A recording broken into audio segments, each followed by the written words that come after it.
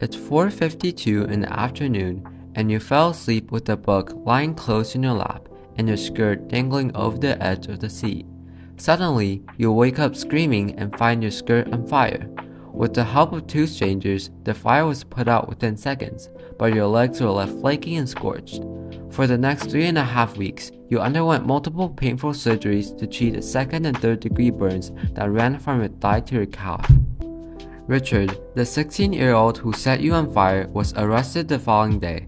The state charged him as an adult, depriving him of the usual juvenile protections. He is being accused of 2 felonies, both of which has hate crime enhancements that will lengthen his sentence if found guilty.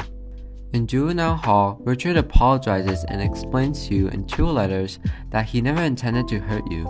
He wanted you to know that he's not a bad person. He just made some terrible mistakes, and he will accept all the consequences. He is deeply remorseful and regrets what he did every second. He wants to meet you and apologize to you in person. Sadly, that didn't happen.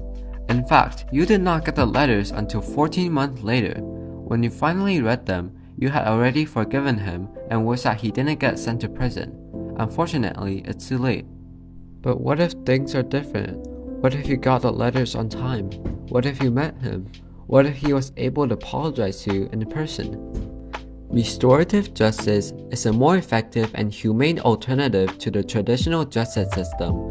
Instead of focusing on the offender, like what punishments they deserve, it focuses on the victim on healing and recovering from the harm caused.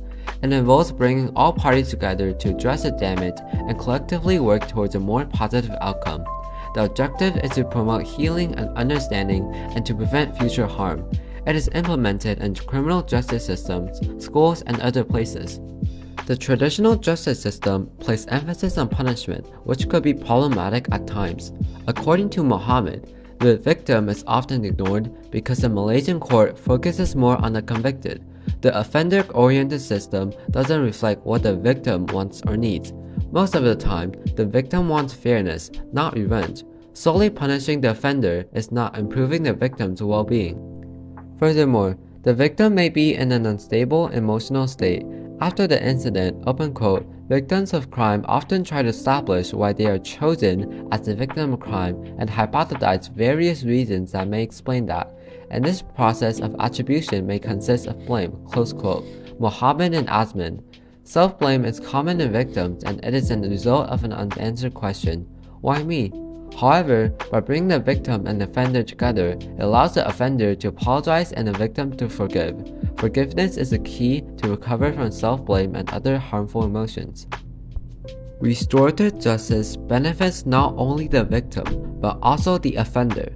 In the article Choosing Restorative Justice, Cray strives to utilize the helpful effects of guilt and ensure that the offender realizes the consequences of their actions without excluding them from the community, tailored to a teen.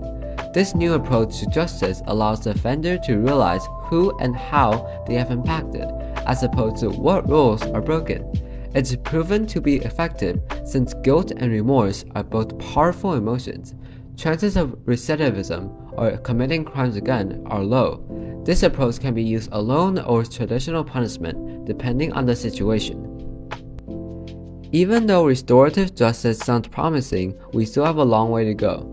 In the article Restorative Justice, a qualitative analysis of school security perspectives, the author stated, despite the benefits associated with restorative programming, such as improved academic outcomes, fewer instances of delinquency, less contact with law enforcement, and a more supportive and empowering school environment, many schools still engage in traditional disciplinary practices.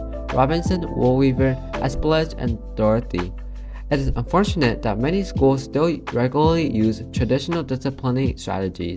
This is due to several factors, including the punitive school culture that have developed over the years, the lack of knowledge and awareness, and the difficulties shifting from a rule-based system to a relationship-based system.